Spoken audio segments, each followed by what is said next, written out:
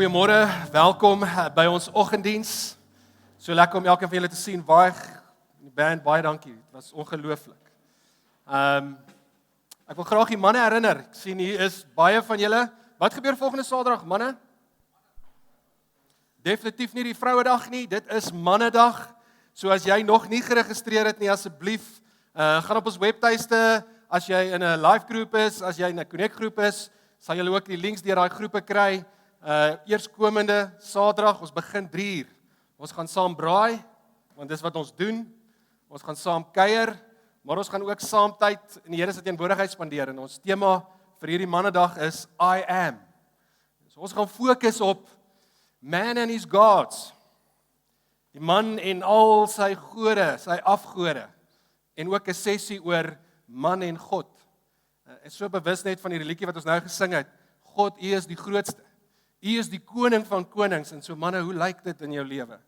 En dis 'n bietjie waarby ons Saterdag gaan stil staan, so moet dit nie mis nie. Etienne lei ons in die dag. Philip Pretorius is een van ons sprekers.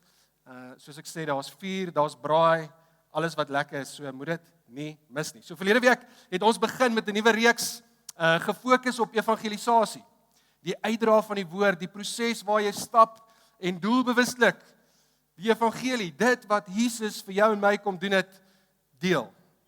En Jaco het verlede week begin met die tema kom en sien. Hy het vir ons 2 baie praktiese en maklike voorbeelde gegee. Nooi iemand na jou huis toe vir 'n lekker ete, maak seker dat die huis perfek is. Nee, hy het dit gesê. Nee, hy het dit nie gesê nie. Hoekom? Sodat daai mens kan kom en sien. En die tweede een wat hy vir ons gesê het is, nooi iemand kerk toe. Kyk bietjie rond, kyk hoe baie leesstoele is daar. Ja, ek weet dit was die Afrigrey naweek. En baie mense is nog op pad terug, maar daar's oop stoele. Nooi iemand kerk toe sodat hulle kan kom en sien. En so volgende, my tema is gaan en vertel. Nou ek bid in hierdie oomblik dat jou hart en jou ore en jou gedagtes nie sal toegaan nie. Nog een van daai. Ek bid regtig dat die woord wat ek vanoggend met julle gaan deel, regtig iets nuuts van die Vaderhart vir julle sal oopbreek. Oor waar is die beginpunt van gaan en vertel? Evangelisasie, die uitgaan, die vriend maak, die padstap saam met iemand, vorm die kern van die groot opdrag, the Great Commission. Gaan uit, Jesus sê vir sy disippels, Matteus 28, en vir die wat tot geloof sou kom, vir ons ook. Gaan uit en maak disippels van alle nasies. Die kern hiervan is evangelisasie. Die hartseer is dat dit tans besig is om in meeste kerke uit die hart, uit die wese van die kerk te verdwyn. Ek kry jaarliks 'n artikel van Kerry Nieuwhof. Dis 'n man wat die wêreld, die internasionale kerkwêreld, die landskap van die kerk baie nou dophou en baie navorsing doen. En dan elke jaar stuur hy vir alle leiers wat dit graag wil sien, 'n artikel.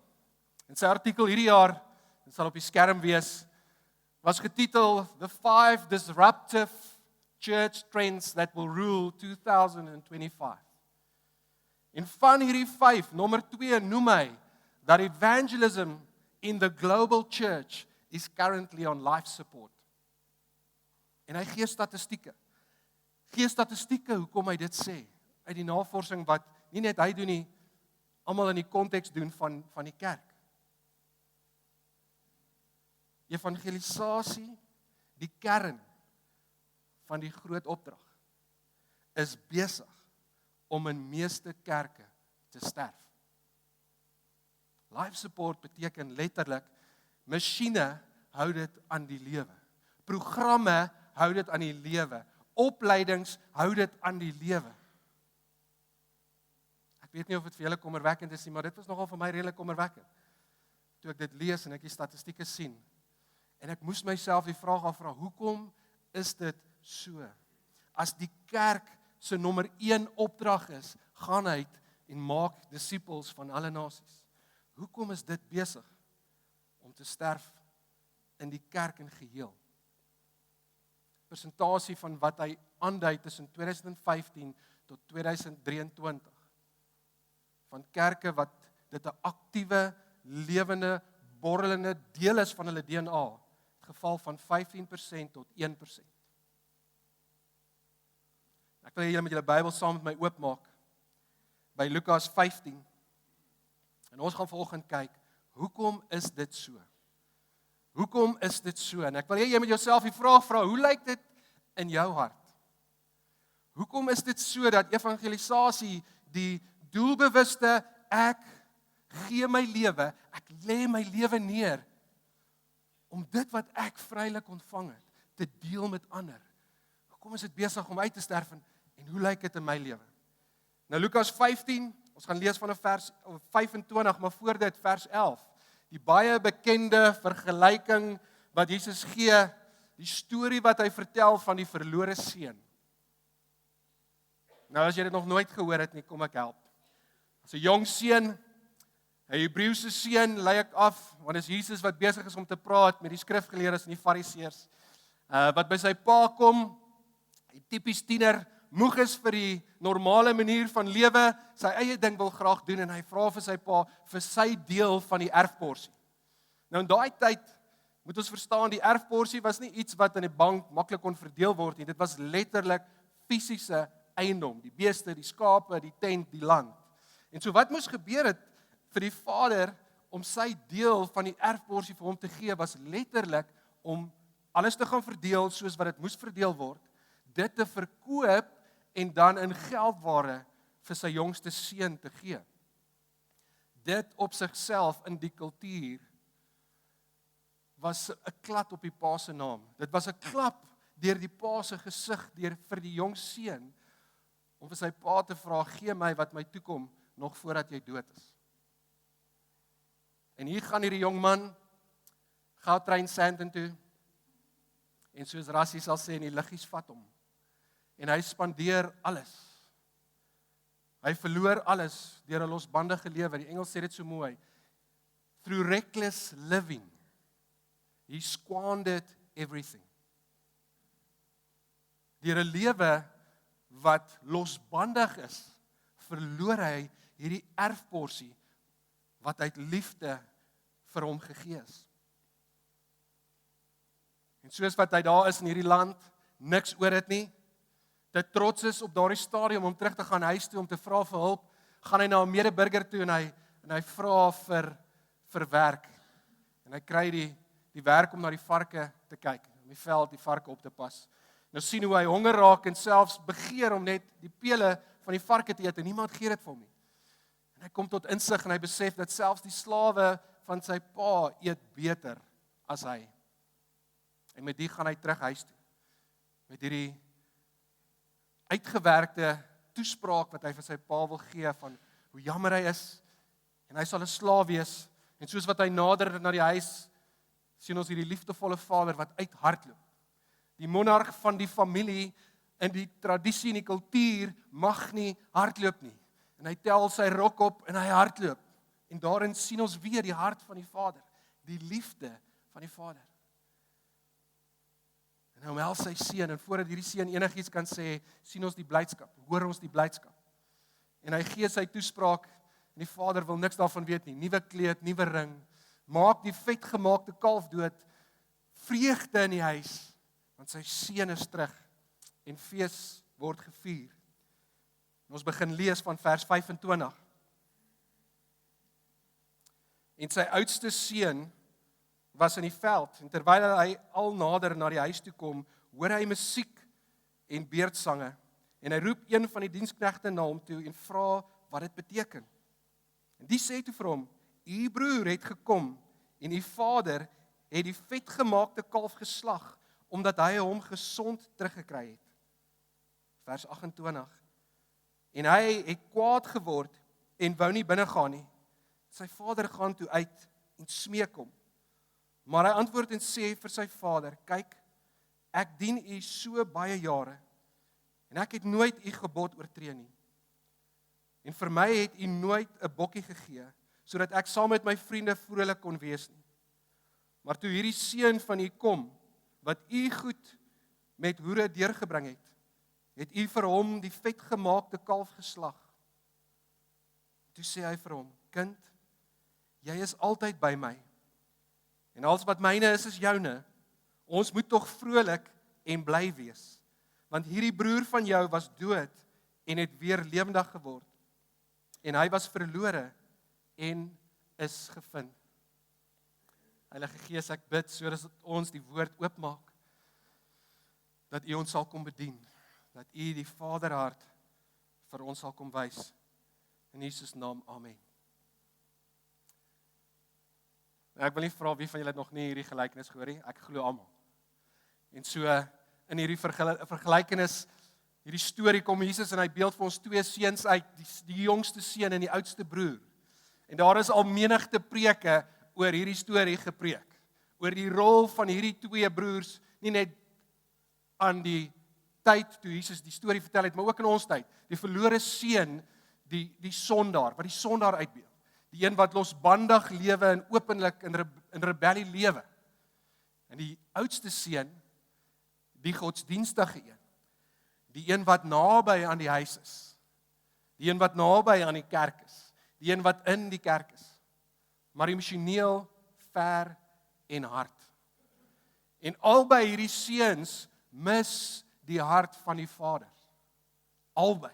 In hierdie storie, en dit wat Jesus vir ons wil vertel, albei seuns mis die hart van die Vader. Nou dit is belangrik dat ons die konteks van hierdie vergelyking verstaan. As julle nog julle Bybels oop het en jy gaan na Lukas 1:15 vers 1 tot 2 toe, sal jy sien dat Jesus hierdie vergelyking en twee ander vertel vir 'n baie spesifieke rede. Hy is besig om tyd te spandeer saam met sondaars. En die skrifgeleerdes en die fariseërs oordeel hom. Hulle kritiseer hom vir die tyd wat hy saam met sondaars spandeer. En daarom vertel Jesus hierdie drie stories. Die eerste ene, die man wat 100 skape gehad het, een wat verlore is. En hy los die 99 en gaan soek die een. En hy bring hom terug huis toe. En toe vertel Jesus die tweede storie. Die vrou wat 10 muntstukke gehad het, sy verloor een. En sy steek die lamp op, en sy begin die huis uitvee, op soek na hierdie een muntstuk, totdat sy dit kry. En dan hierdie vergelyking. Hierdie vergelyking waar die seun, die jongste, verlore raak. Maar niemand gaan soek hom nie.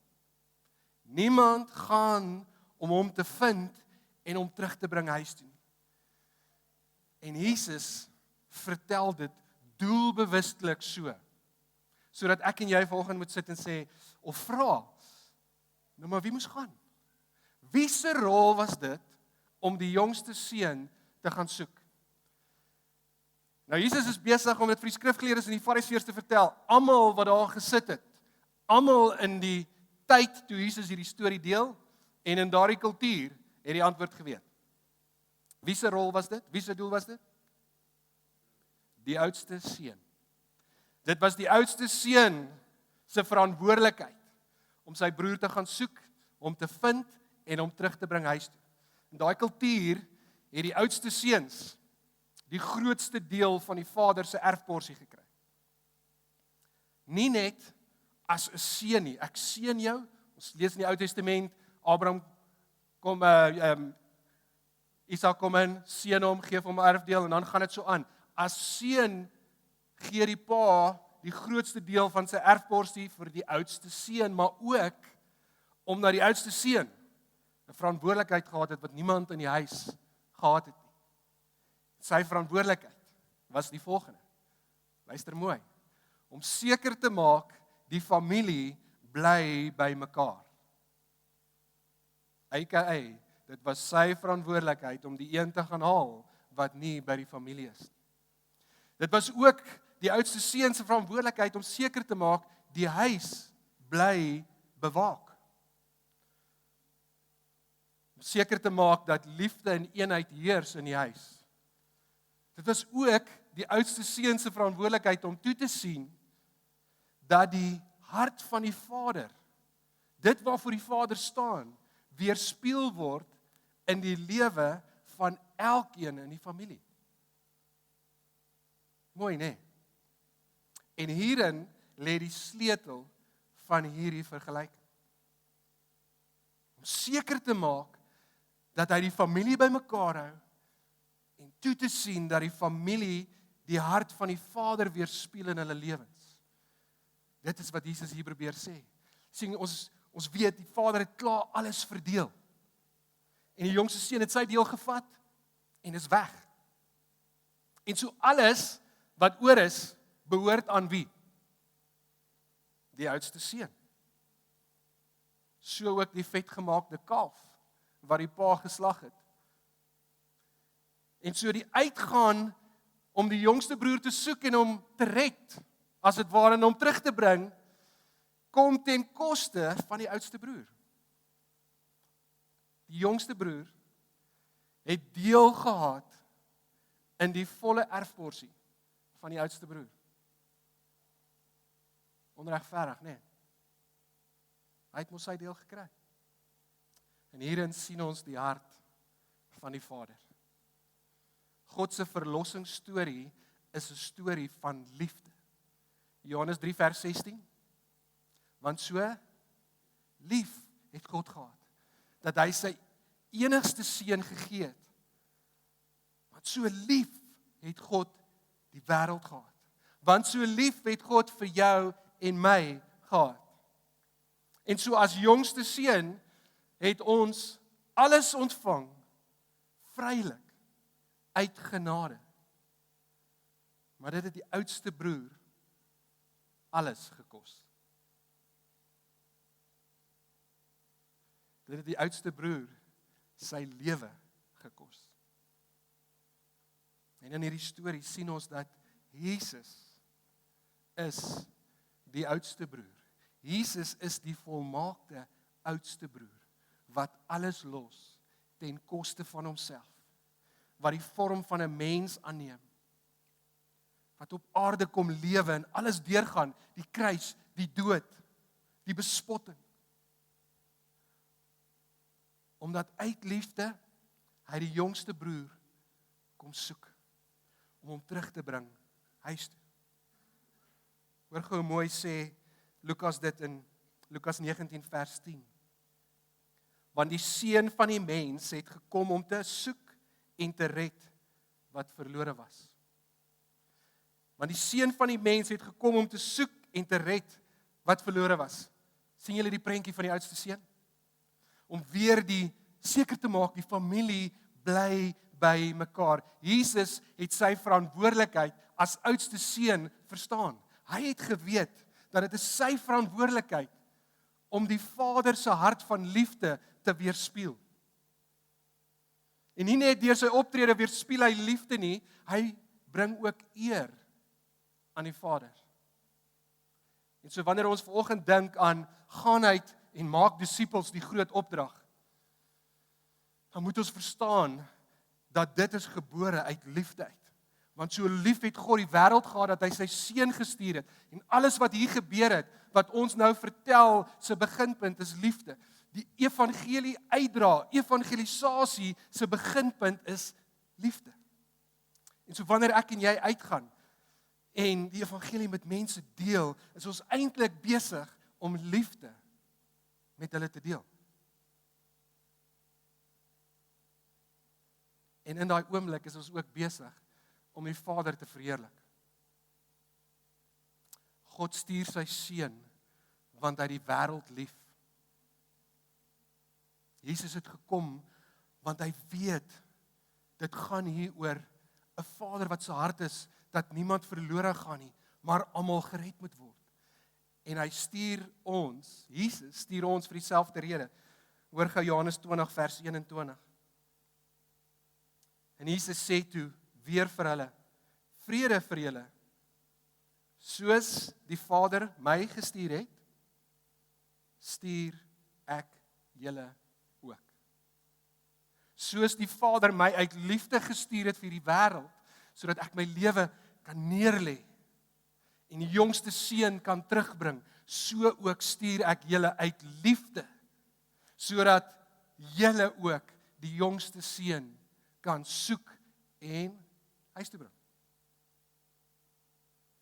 As ons teruggaan na daardie stelling van Kerry Nieuwhof toe, Evangelism is in life support in most churches today.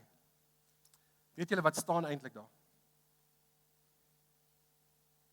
Daar staan eintlik dat die kerk tans 'n liefdeloosheid teenoor die jongste broer weerspieël.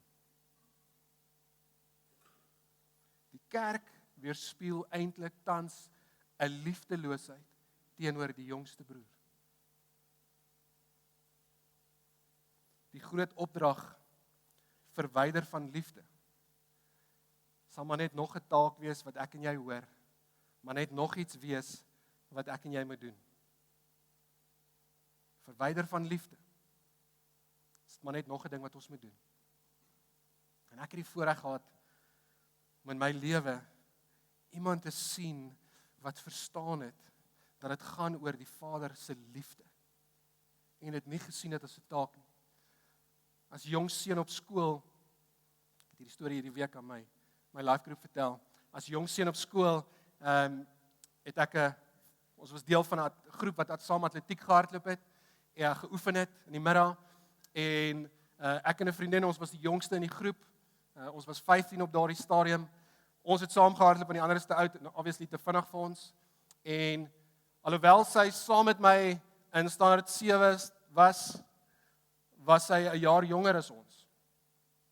Baie begaafde atleet, baie, jy weet, daai unieke dogter, goed op skool, maar ook baie lief vir Jesus.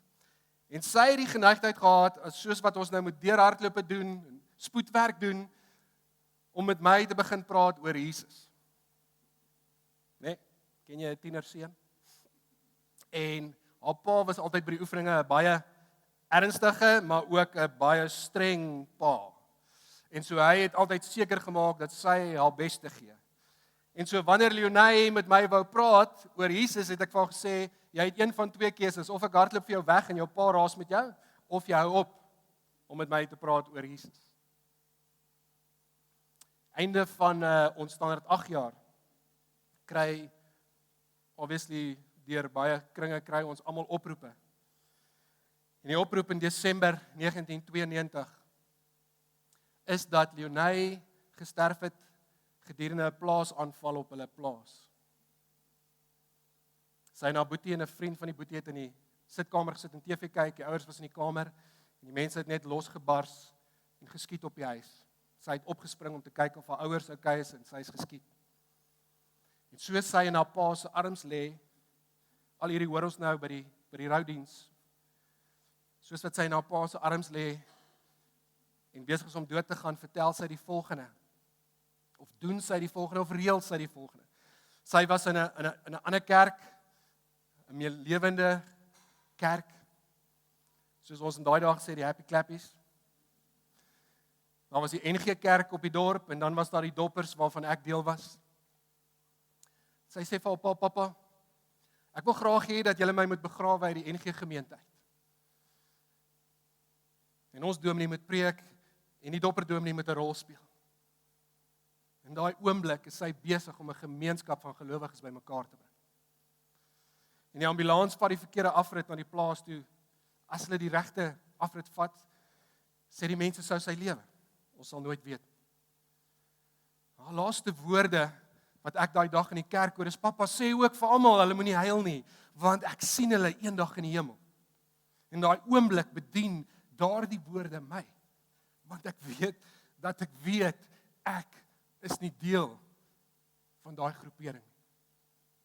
In daai oomblik in haar dood, in die proses van sterwe, liefde om 'n gemeenskap bymekaar te bring. Liefde om selfs die evangelie weer te spreek. En dis die saad wat in my hart geplant is, wat daartoe lei dat ek 2 jaar later tot bekering kom, soekend. Fast forward, baie jare later, by hierdie kerk, stap ek eendag hier op die trappies, en hier sien ek 'n vriend van my skooljare, wat ook 'n vriend was van Leonie. Ekskuus, ons was nie vriende nie, hulle was vriende. Hy was lief vir Jesus, daarom was ons nie vriende nie.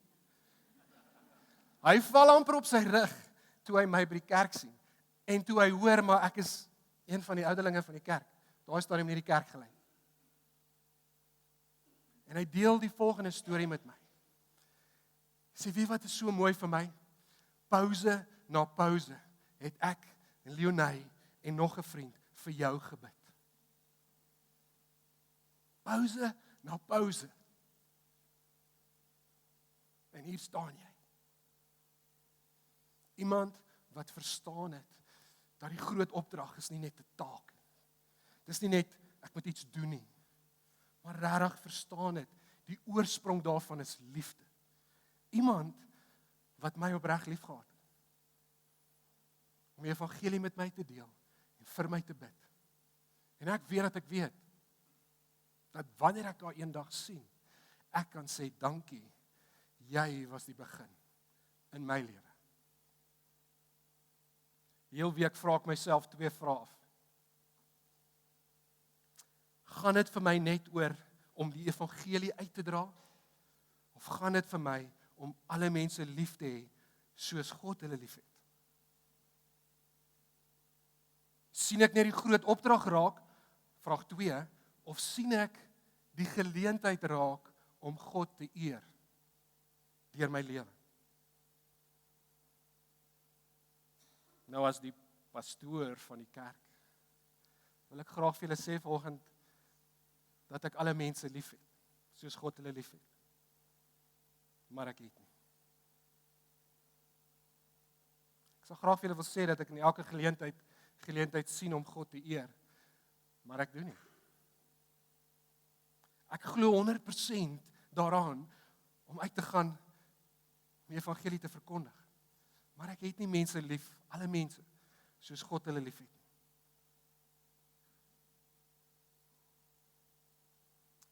Ek glo dit is belangrik dat ons onsself toerus om dit beter te kan doen. Ek glo 100% daaraan dat die Bybel vir ons sê, equip the saints for their good work of ministry. Rus die gelowiges toe vir hulle werk van bediening. Ek glo daaraan. Maar ek besef hierdie week, soos ek hierdie teks lees en voorberei, dat dit begin by 'n hartklop. My hartklop, wat moet klop soos die Vader se hart vir verlore mense. Soos sy hart geklop het vir my en vir jou. Nou menslik is dit onmoontlik om jou eie hart te verander. Ek en jy kan nie ons eie hart verander nie. Word 'n storie vertel van 'n baie bekende evangelis, Rodney Gypsy Smith. Julle sal sy foto daar sien. 'n Groep mense kom een keer by hom en hulle vra vir hom, Gypsy, hoe kan ons ook herlewing sien in ons stad? Wie van julle wil herlewing sien in hierdie stad? Come on. Yes. Hoe kan ons herlewing sien in ons stad en in ons kerk? Wie van julle wil herlewing sien in ons kerk? Julle kan maar opsteek, ek is okay daarmee. Ek wil dit ook sien. Wie van julle wil graag herlewing sien op ons kampusse en ons skole? En dis die vraag wat hulle hom vra. En sy antwoord is die volgende. Gaan huis toe. Gaan huis toe. Gaan sluit jouself toe in jou kamer.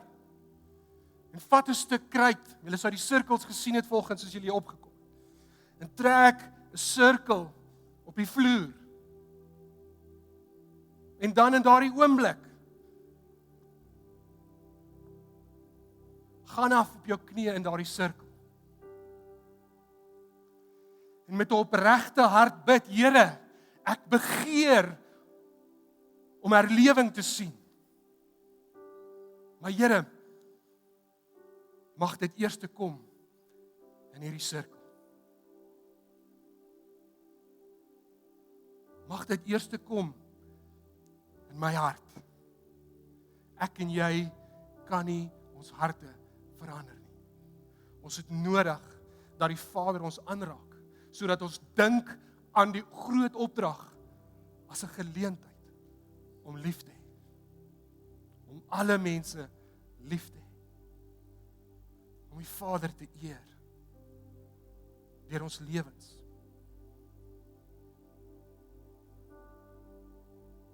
Van ons hier vanoggend het nodig om in ons sirkels te kniel. Om te sê, Here, hier is ek. Hier is ek. kies om my hand te plaas in U hand. Verander my hart en stuur my. Jesus staan vanoggend by elkeen van ons. Met die vraag: wie is daardie jongste broer in jou lewe? Wie is daardie jongste broer in jou lewe? Sal jy gaan en hom gaan soek en hom terugbring huis toe? Sal jy dit doen ten koste van jouself? Sal jy die lig aansteek in die huis en rondsoek, daar waar jy werk, daar waar jy omgaan elke dag, sal jy soek en daar die jongste broer raak sien en hom huis toe bring? In die veld ingaan en skree vir jou skaap, kom huis toe. Kom huis toe. Verlede week, baie prakties. Name neergeskryf. Ek het in die aanddiens geskrik toe ek my eie naam op die kruis sien. So vanoggend weer 'n geleentheid skep. Kaartjies is daar voor, daar's penne. Jy kan op die agterkant plak. Gaan nou saam bid. Die Here te vertrou vir daardie een persoon. Here, ek sit hierdie naam op die kruis en ek vertrou en ek bid. Maar ek wil ook volgens sê, ons het nodig om te gaan en te vertel.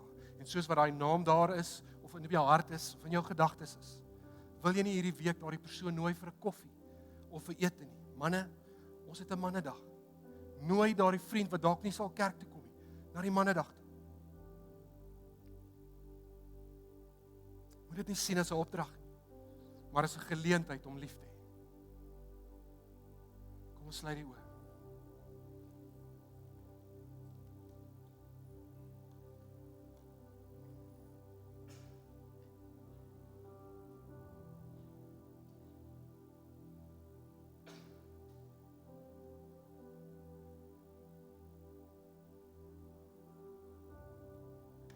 Volgende gedurende die tyd wat ons saam bid van 8:00 af voor die kerk. Tannie Annelie so mooi uit Johannes 15 met ons deel weer eens net oor die wingerdstok en die lote en dat ons in Christus moet bly. En dan sal daar vrug wees. Openbaar die Here net die volgende aan my. Selfs dit, net om te kies, om in die Here te bly, is eintlik 'n vorm van trots in my hart, dat ek dink ek het 'n keuse. Ek kan nie sonder hom nie. Ek kan nie sonder hom. Ek is tot niks in staat sonder hom.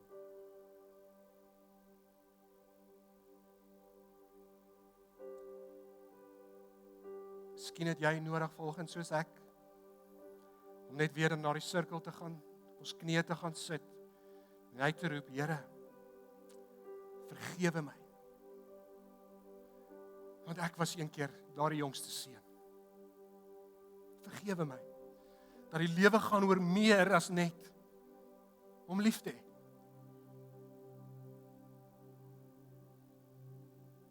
Vergewe my dat daar meer belangriker goed is in my lewe as om vrylik te gee dit wat ek vrylik ontvang het.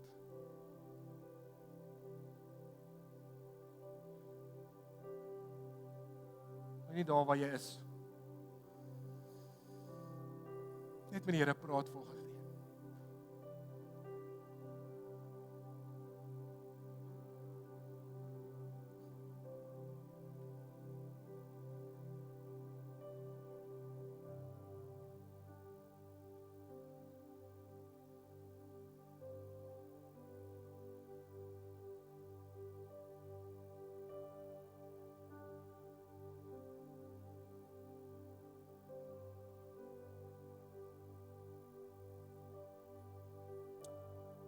In Jesaja 6 sien ons hoe die Here praat en sy hart openbaar oor wie sal uitgaan, wie sal hierdie boodskap gaan dra.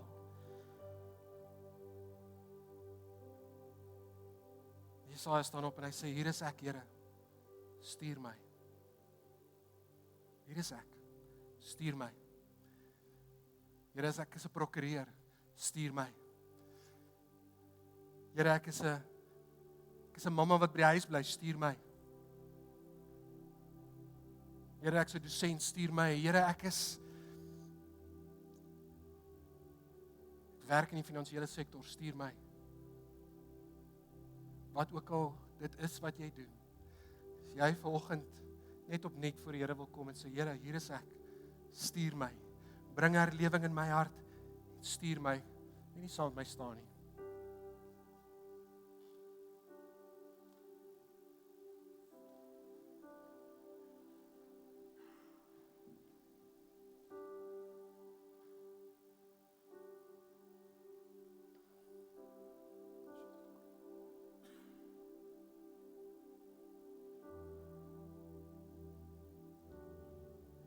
Here, dis as mens wat ek volgens voor U kom, swak, feilbaar, sondig. Maar Here, dis as 'n seun, as 'n dogter wat voor U kom volgens wat gered is, wat U liefde ervaar het. En ek bid vir elkeen wat saam met my staan volgens, Here, dat U herlewing in ons harte sal bring. Here, dat U ons harte sal kom breek vir dit wat U hart breek. Here, dat U in ons die verandering eers sal bring, dat ons mense sal sien vir wat U hulle sien. Here, kom gee ons se liefde. Help ons om nie die opdrag te sien nie, maar help ons, Here, om mense te sien hoe verlore hulle is, te sien hoe U hart breek vir dit. En ek bid, Here, soos wat ons uitgaan, elke oomblik van die dag, dat U ons sal gebruik.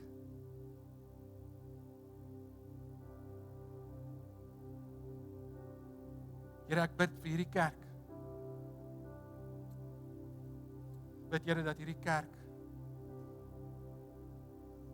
die Vader se hart sal weerspieël deur ons lewens. Ek bid dat hierdie kerk, Here, nie deel sal wees van 'n omgewing waar die groot opdrag besig is om dood te gaan. Dat hierdie kerk nie 'n liefdelose kerk sal wees teenoor verlore mense nie. Bid, Here, dat hierdie kerk 'n kerk sal wees wat deure wyd oop staan. Dat ons huise se deure wyd oop staan.